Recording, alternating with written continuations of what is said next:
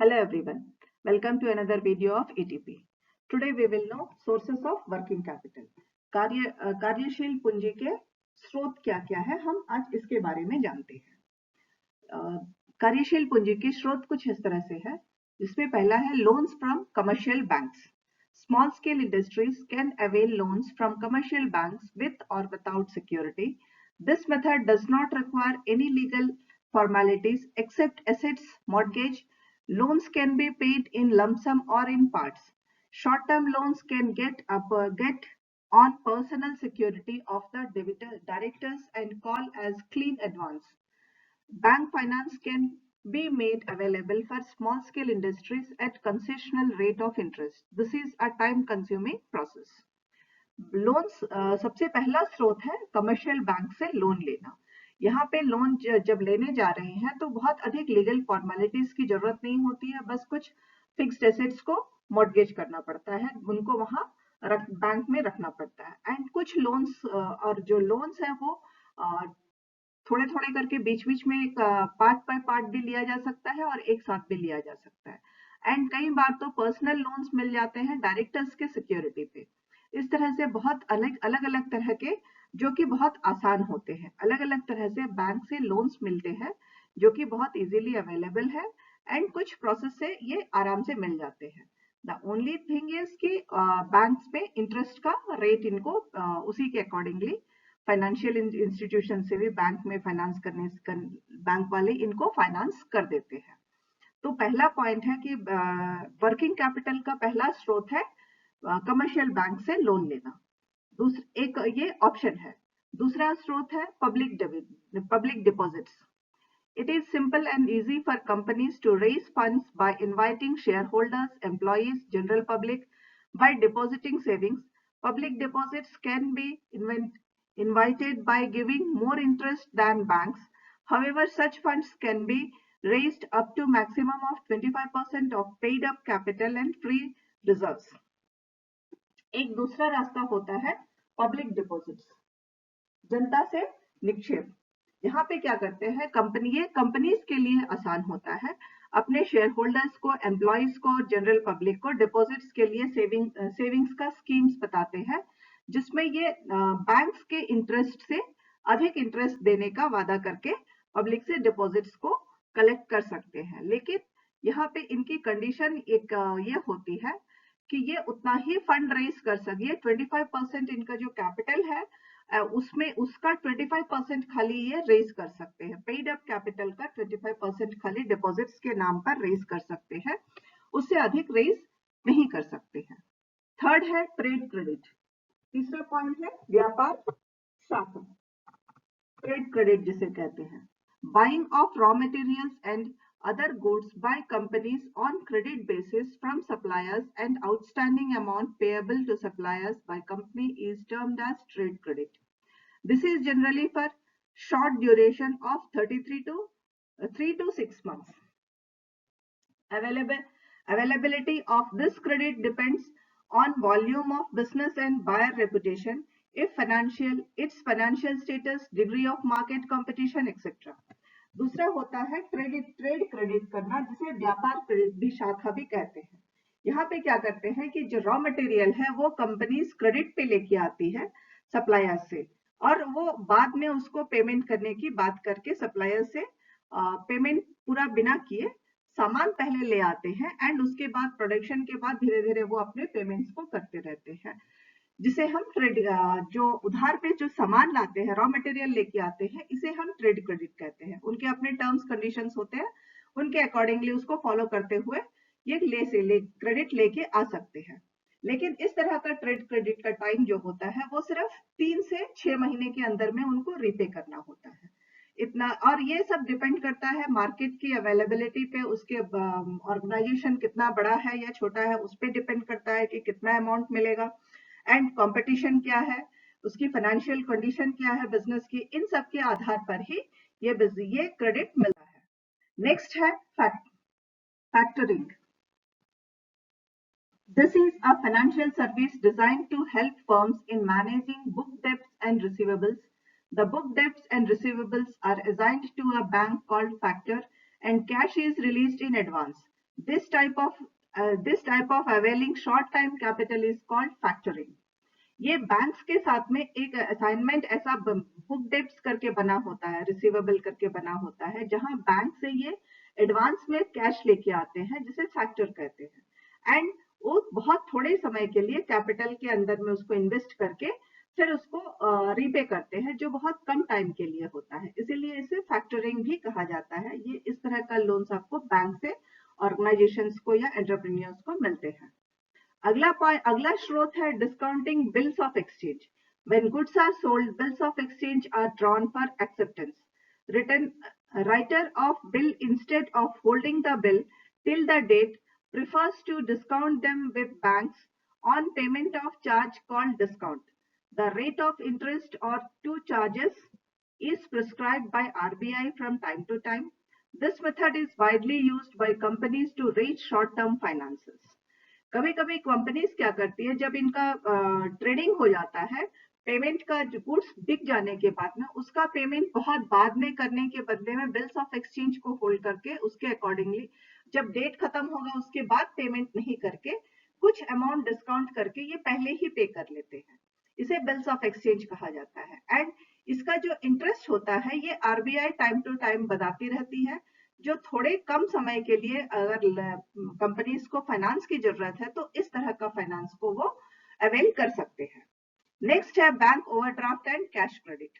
Overdraft is a facility extended by banks to current account holders for a short period, generally a week.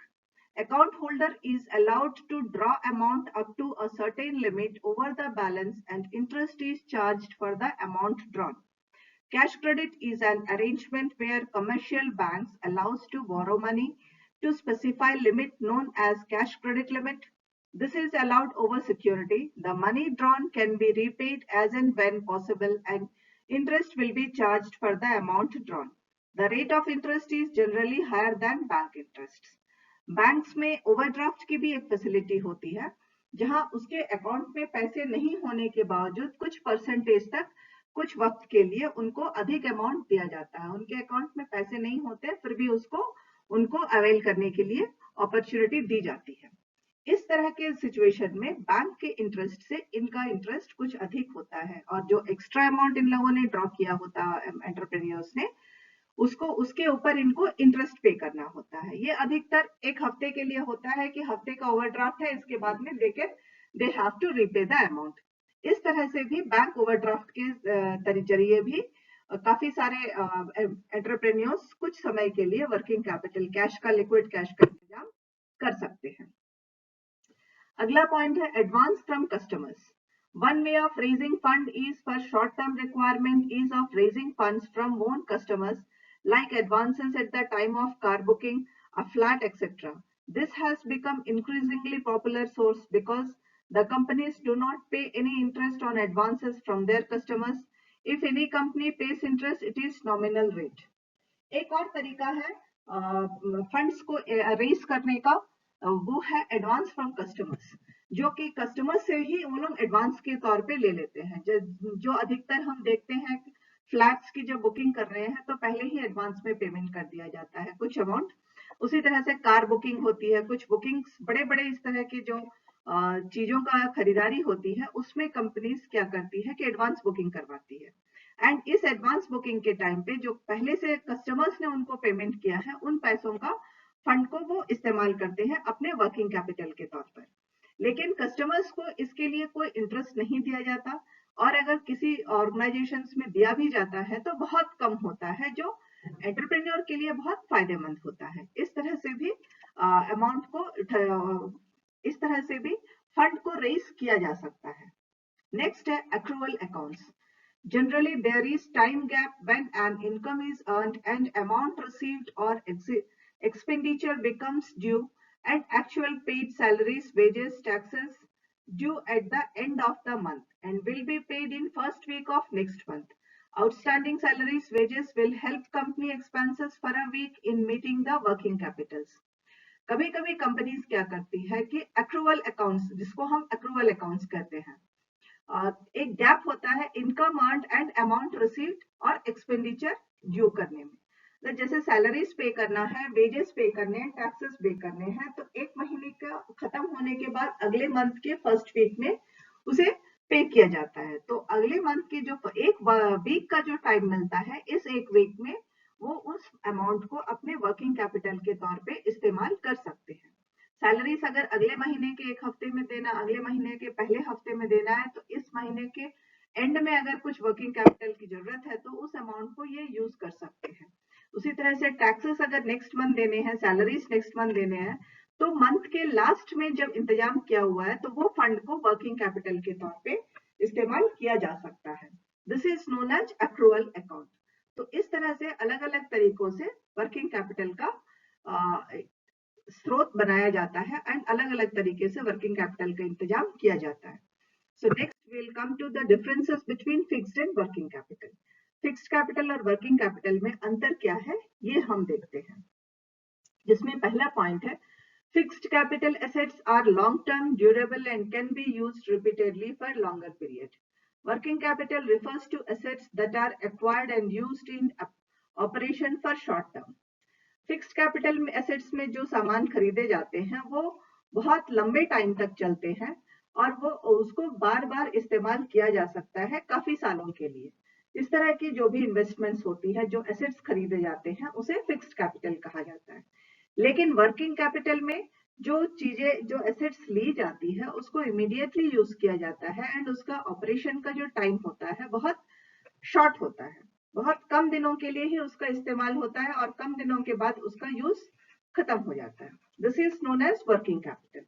And the second one is fixed capital assets include the physical facility owned and operated by company, like the equipment that are used for production and other holdings used. Working capital refers the cash that flows into business and used to buy raw materials, manage debt and other obligations.